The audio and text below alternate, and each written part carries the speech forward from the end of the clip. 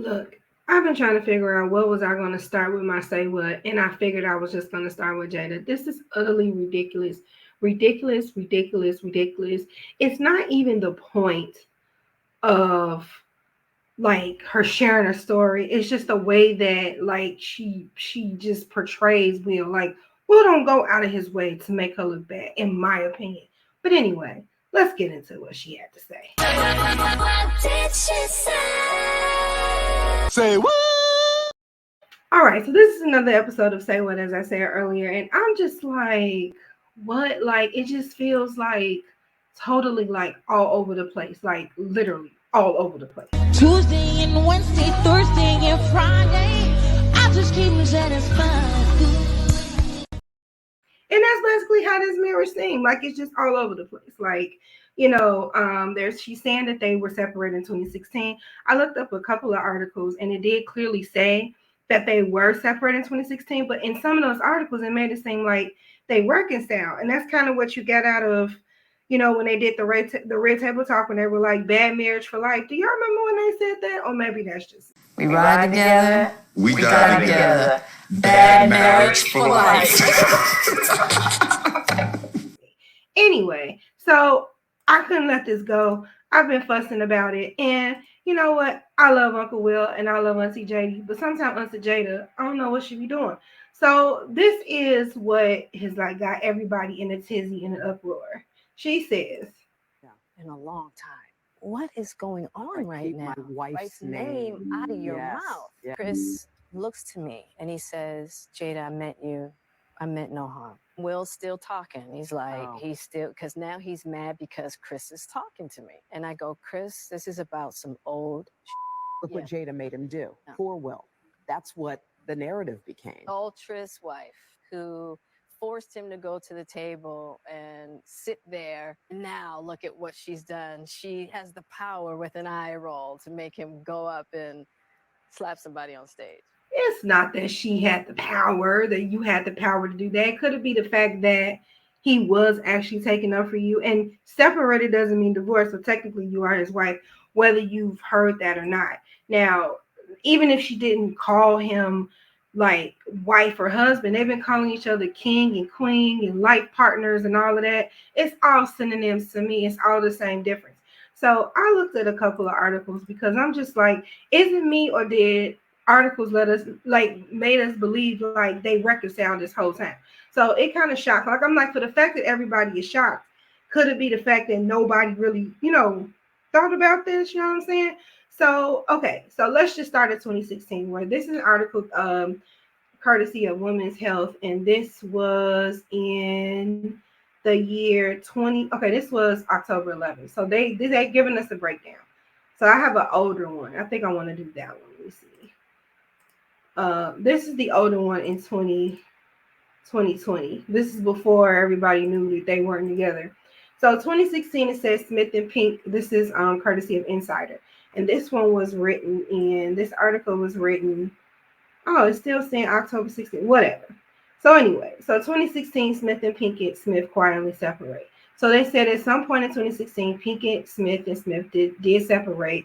According to the interview, she said she think by the time we got to 2016, we were just exhausted with trying. I think we were both kind of still stuck in our fantasy of what we thought the other person should be.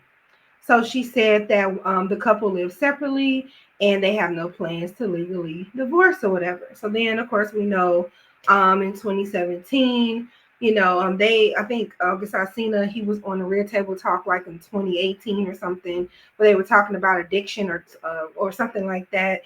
And so that's when her and Alsina basically had their entanglement or whatever. And so, 2018, he ended up on the Red Table Talk as a family friend, which he was a friend of their son or whatever. So 2018, they're saying that they revealed that they had a major fight and briefly separated from each other. It was after Pinkett Smith's 40th birthday. She said that Will had planned a party and even commissioned a Finding Your Roots style documentary about his wife's lineage, which he premiered at the party. She wasn't happy about it. She felt like it was egotistical and it wasn't thoughtful. And that's when I guess they called it quits. So here's my thing though.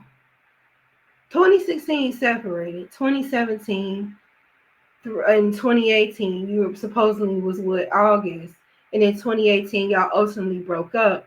But she's saying that's not a cheat. So somewhere along the lines, it had to be like some type of open marriage situation if this not considered like a cheating thing or whatever. So March 2019, following the speculation that Smith and Alcina were romantically involved. Oh, they were involved in 2019. Alcina released a music video for a track called Nunya, which is about a relationship that has fallen apart. Um, we already know how that went. Then they went to the red table talk, and he said that Smith had his blessing to date Jada, but I never would believe that anyway. And then that's when 2020 we had to see the spectacle when it was at the red table talk, like talking about Alcina.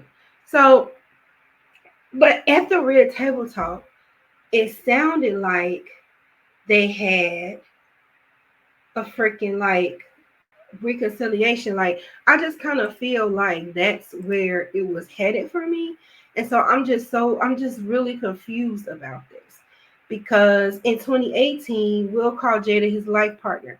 Now this was around the time where um they had this argument.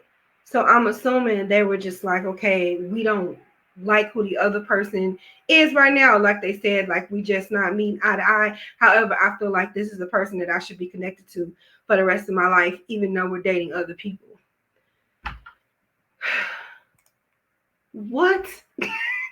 I guess I'm just confused about this whole thing about an open marriage, right? Because when we say that we're married, and to each his own, but I'm just saying when we get up there and we say our vows, it is a vow of loyalty. So is loyalty dependent upon whatever the rules are in the marriage? I mean, help me understand it because I'm still trying to understand that because they're saying it was a cheat. And here's the whole thing. I'm not sitting here saying that, well, it's perfect or anything like that, but I kind of feel like when it comes to explaining what's going on, I feel like he still honors her. He still treats her like a queen.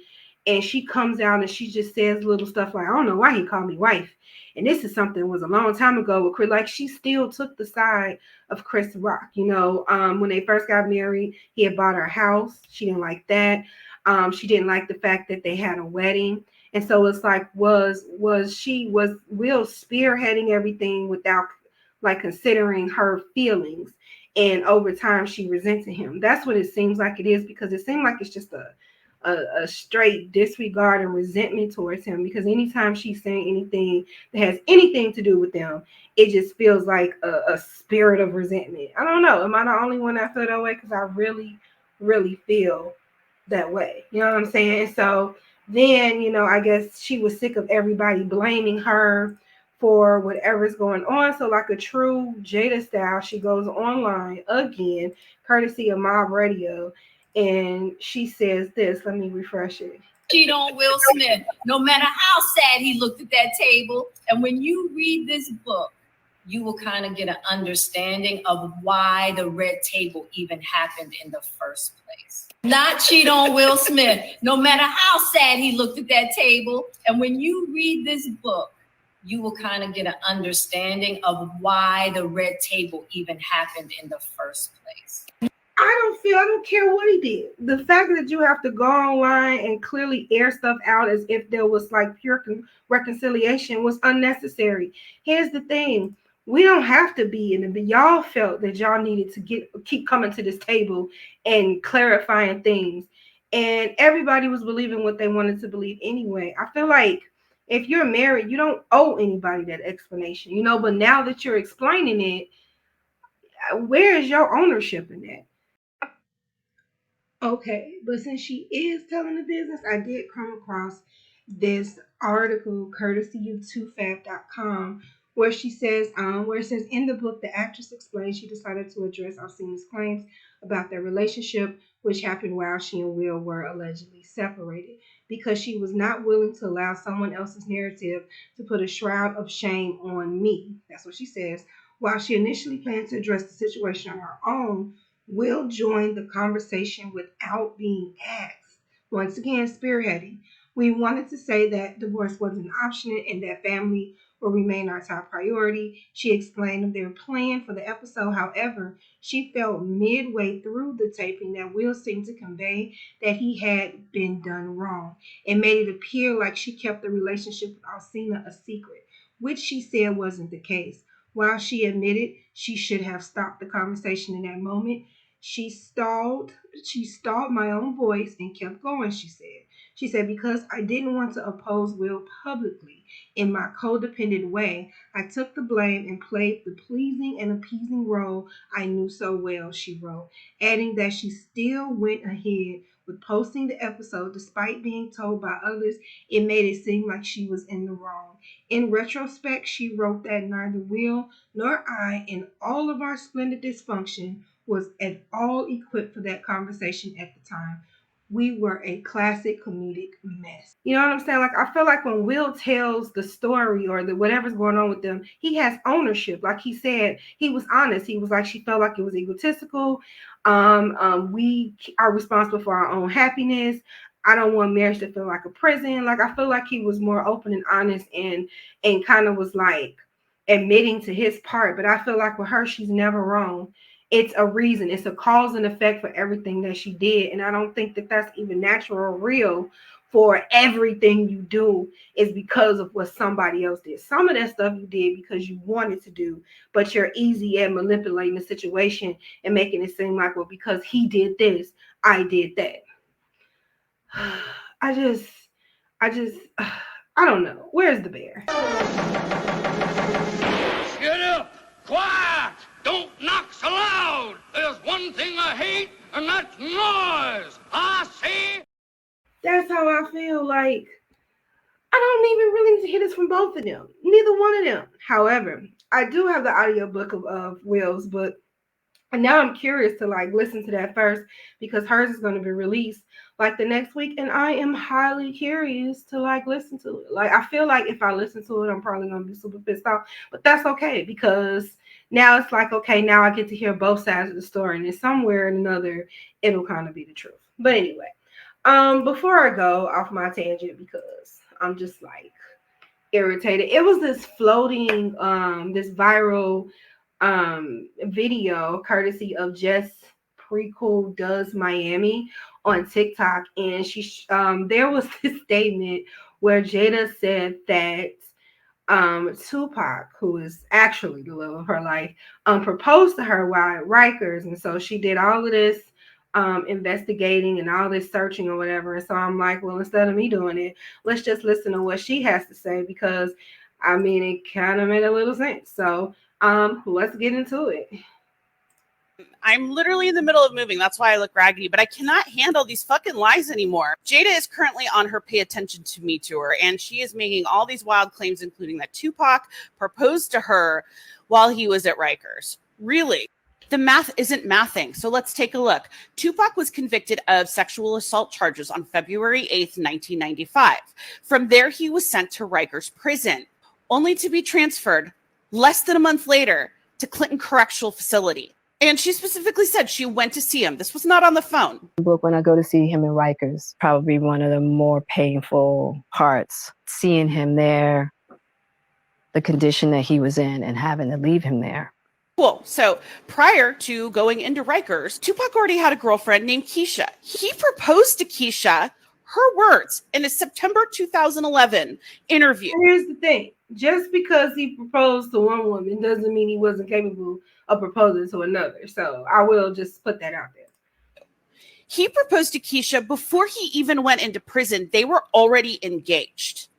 They got married in April. And in the time that he got sentenced and was taken to prison, Keisha actually moved close.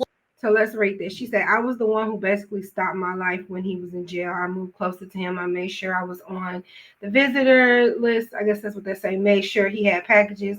You can't just send a package to prison. You have to go to the store and have the store ship it to the prison. It was like my day revolved around him and what his needs were. But I do hear about a lot of people in prison that even though they got a man girl, they still be writing to like 50 million people. Like, didn't he write Madonna while he was in prison?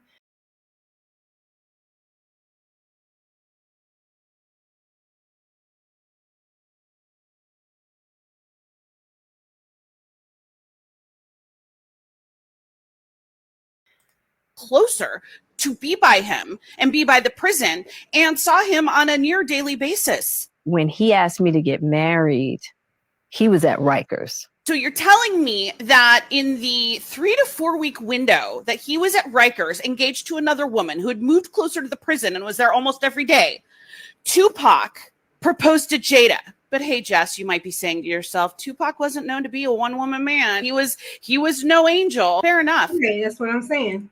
Let's see where Jada was during February of 1995, which was, as we've already established, the only time she would have been able to see Tupac at Rikers since he was only there for less than a month. You see, Jada had already met Will Smith in 1994 on the set of Fresh Prince of Bel-Air, but Will Smith was married, so nothing happened between them. But in February of 1995, Will Smith was served divorce papers by his wife. 5 days later, on February 19th, Will called Jada and said, "Are you single?" And she said, "Yep." Will said, "We're together now." Jada said, "Cool." And she immediately flew to LA. She flew so immediately that when he called her, she was in Maryland at a brand new house she bought. And she never spent a single night in her new house. This is why I feel there's regret. Like right there. I feel like she didn't take a thought. He called. It's Will Smith, by the way. You know, like, so it's like, oh my God, Will Smith calls me, you know, you're a growing actress on top of that, you know what I'm saying? And so it's like, and you got like the, you know, Will Smith, the guy, you know, at that time, it was Will Smith, you know, what would you, either you were watching Fresh Prince of Bel-Air or you was watching The Martin, you know what I'm saying? So anyway, so I think the regret comes is she didn't take a thought, like she just jumped. And I think at this point, when she just jumped without a thought, maybe he did spearhead some things in the marriage. And this is me like looking at both sides of why she could feel this resentment and why she feels the need to kind of just throw Will under the bus. And I feel like it's the fact because she's painted as the villain all the time, and he's painted as the saint because he just has a better way of relaying information. I don't know, without making, you know, without seeming like a victim. I don't know if that's the thing of what people are mad at. I don't know. But anyway, let's get back to this. That's how immediately she flew to LA. Jada's line. So that's the thing. So you flew to LA without a thought while you were in love with somebody else. This, you know, and then this man dies in the midst of you being married. And now you're woulda, shoulda, coulda. What if I didn't choose this moment to leave a house that I just bought that I didn't even enjoy? So it's just kind of like, okay, all right. So anyway, let's get into the next part of it. Wait, that's part one. Let's get into part two. So here we go. Jada, when in all that time? First of all, this is funny. When she said 1995, Will Smith calls Jada in Maryland to make the biggest mistake of his life, and apparently hers too. Did you visit Tupac at Rikers and get this fucking proposal? And for the record, Keisha and Tupac stayed married for about 10 months. They got their marriage annulled about 4 or 5 months after Tupac was released from prison. He was bailed out by Suge Knight.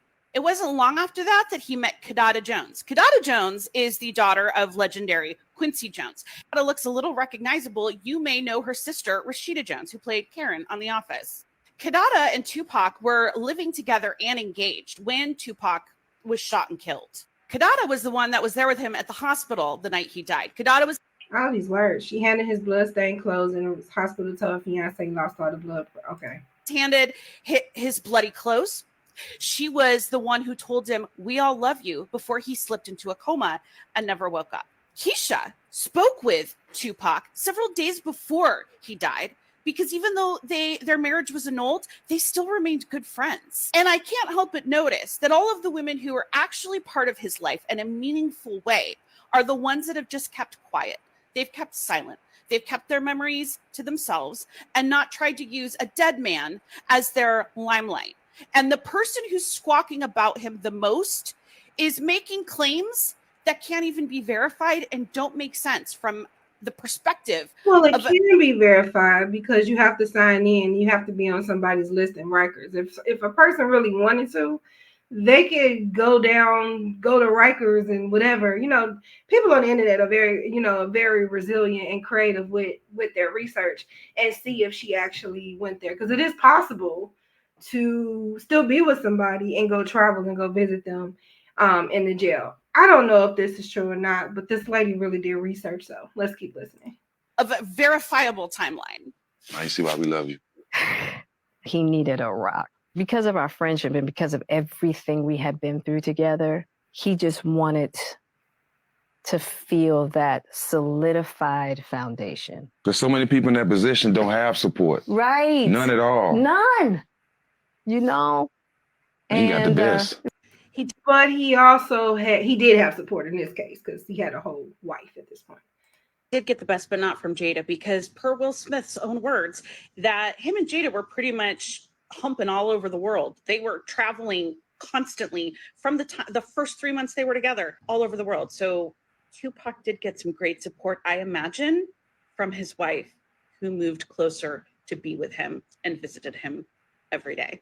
And why do I care? Because I'm Gen X, and like any good Gen X person, I grew up on Tupac. We all remember this going down. We all remember where we were when we heard that Tupac got shot or that he died.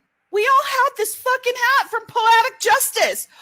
She makes the point. I remember that I was coming from school when I found out that Tupac passed away. I remember because there was a friend who I had a friend who was diehard fan. I was a fan too, diehard fan. She actually fell. No, actually, we wasn't coming from school. Right. I'm correct. It was when we were coming from school that we found out. So this is what I remember. So my friend who was really like into Tupac, she literally fell in the street, and it was like crying, was in tears. So I do remember that. I just wanted to make sure, because I'm like, we was on the street. Was that a school day? But it definitely was. We had found out after school. So that was a really sad day. So she's right. I do remember when Tupac passed away. Rest in peace. Around looking like newsies, slinging newspaper about the Great Depression and FDR. And we're all just sitting here watching Jada spout these lies, being like, do you think no one remembers? Because we all remember. Pepperidge Farm remembers, Jada.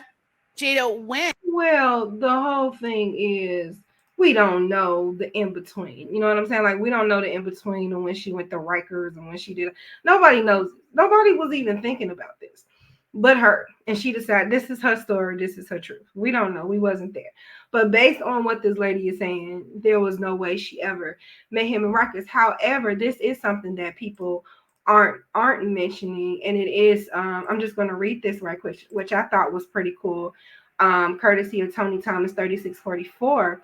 He says Jada Pinkett gives $100,000 to help rapper Tupac Shakur. Actress Jada Pinkett, who currently co-stars in Low Down Dirty Shame, love that movie, recently gave $100,000 bail money to rapper actor Tupac Shakur to help gain his release from jail. At Jet Press time, Shakur was in a New York jail cell awaiting an appeal on his sexual abuse conviction. The judge in the case set Shakur's bail at $3 million. Pinkett, who gained notoriety on a popular sitcom, A Different World, has reportedly dated Shakur in the past, which isn't true. I don't think they dated. I think they were just like friends, like childhood friends.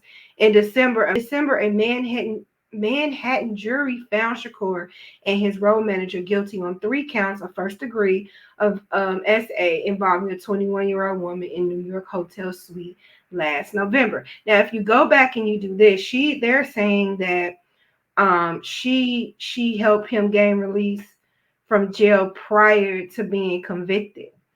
So in that case, was he in Rikers during the time that he was on trial, which kind of disproves everything this lady said. So let's see. Tupac Shakur help. It's first time Shakur was in New York cell awaiting appeal on the sexual abuse, December 1994. So let's see. So if we go by that date and see where he actually was, it's saying wounded rapper jailed at Bellevue after failing to post bail. So this is saying on December 23rd, 1994, Tupac arrived at Bellevue's emergency room entrance 9 hours earlier at 2 a.m. to avoid the expected crush of television cameras outside. Tupac was originally released without bail. Then an appellate court judge ordered him held until he posted the $3 million bond, which we just read about. When Tupac is sentenced on January 17, 1995, he faces a prison term of 2 1/3 to 7 years in prison. Upon release, Tupac is held at Rikers Island to await sentencing. With that being said, he probably did propose to her, and she did go visit him in Rikers because she was there while he was waiting to be sentenced. So yeah.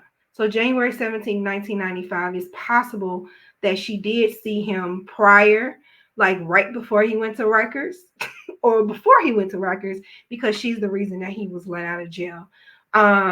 So the rap star Tupac Shakur surrendered to New York prison officials early yesterday morning and will spend the lease. This was December 24th, 1994. He would at least spend the weekend in the prison ward at Bellevue Hospital Center after failing to post $3 million in bail. On December 1st, he was convicted. He faced a court-imposed deadline of 11 a.m. To put up a $3 million surety bond as a condition bail. That's when Jada Pinkett helped him with that. And so Tom Kelly, a spokesman for New York City Department of Corrections, said that even if Mr. Shakur had met the bail requirement, he would have been held until at least next Thursday. Prosecutors had said they intended to exercise their right to invoke a 72-hour holding period beginning at Tuesday to verify the source of payment, which was Jada.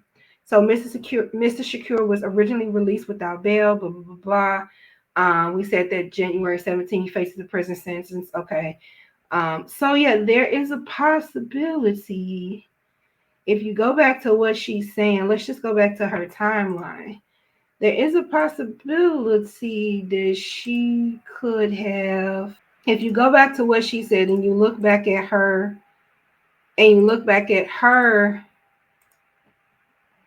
she said 2/8/95 he was convicted of SA and sentenced, but she could have went there in January while he was in Rikers waiting on his sentencing, because she did post the bail. They wanted to make sure that they found the source of whoever paid that.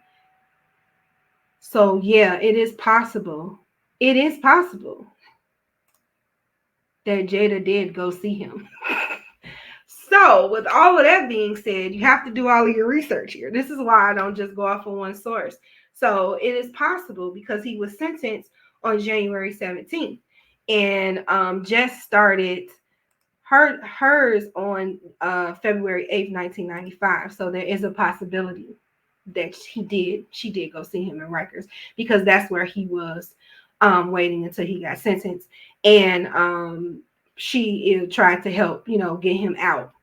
She was the source of payment for him during that time. So I hate that I'm a small content creator, because I don't know how many people would actually see that and put that together. I kind of feel like maybe she was telling the truth. You know what I'm saying? And that's what I'm saying is her truth. We don't really know this stuff unless we're looking online, like right now, to actually see if this stuff is true or not. And the whole base of this was the love of her life. Like, whether they were ever romantically involved or whatever, she clearly turned him down on a proposal. If Tupac did propose, as she said, because she was with Will, obviously. And so that's when he turned to Keisha and married Keisha, So who's to say if she doesn't regret saying yes, and maybe they could have been together, or, like, in her opinion, they might have been divorced anyway after that. But you never know, you know what I'm saying? So I think the fact that she chose Will, and just like a couple of months later, she might have did that because Tupac was married. So she's like, forget it, I'm just going to go for the next guy. Will could have possibly been like a rebound that turned into kids and a marriage, and then an open marriage, then an entanglement, and then a separated, and then a slap at the Oscars. So I mean, who knows? Like when you're talking about matters of the heart, and you're talking about how people get together, and everybody just assume that people get together for love, but sometimes sometimes love is not the is not the glue. Sometimes it's escape, sometimes it's safety. you know, either financially or physically, whatever, you know what I'm saying? So, like I said, when you're outside looking in, you don't really know what's going on, you know what I'm saying? And so, yeah, I guess that's it for my say what, because after going through that, I possibly think that people might want to put a sock in it because she could have possibly saw him. Just to recap, he was in Rikers in January 17th. 1995. He was around that time, beginning of January, and they said January 17th, he was being sentenced. And during that time, she could have possibly went to go visit him. So I think y'all better listen to her. She could be possibly telling the truth. And I think when you don't like people, you don't pay attention and you think they're lying and you think it's untrue because you don't want it to be true because you don't like her. She's the villain, right? You know what I'm saying? So if anybody else would have said it, they would have easily believed it. You know what I'm saying? So we can't discredit her because we don't like her. You know what I'm saying? So when we don't like what she's saying because everybody, you know, Will is like, you know, everybody's sweetheart. You know what I'm saying? So once again, there's two sides to the story. I'm really interested in listening to his book just to turn around and listen to hers because I believe in a relationship, both people are wrong. It's not just one super right and one super wrong. Like everybody makes a mistake in a relationship because we're not perfect. You know what I'm saying? So I'll never sit here and say that Will is a perfect husband because that doesn't exist. You know what I'm saying? So anyway, tell me your thoughts in the comments. Let me know what you think of it. Let me know if you find any more evidence about this whole Tupac thing, or if you just want to talk about the Jada thing.